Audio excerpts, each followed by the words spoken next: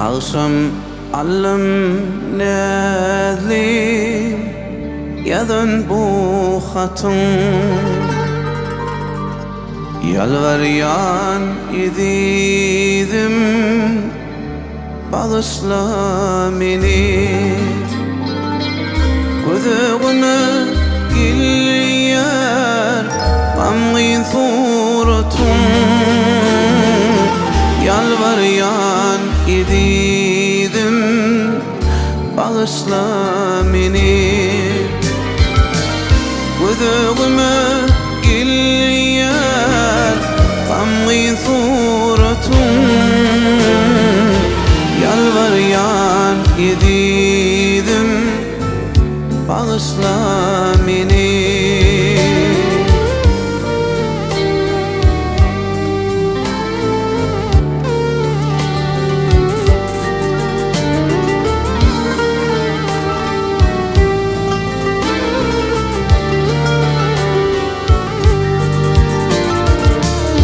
Barzak yerler miydi varabilmedim Aydek cemalını görebilmedim Enemi atamı arabilmedim Yalvaryan idim bağışla beni Enemi atamı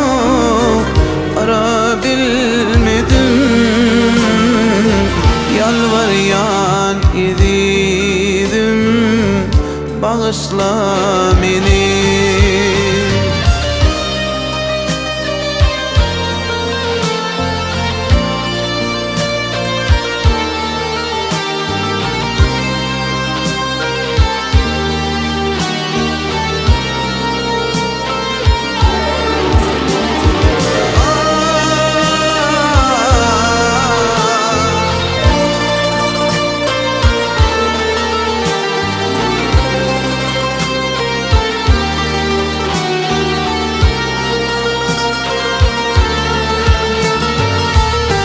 Yanında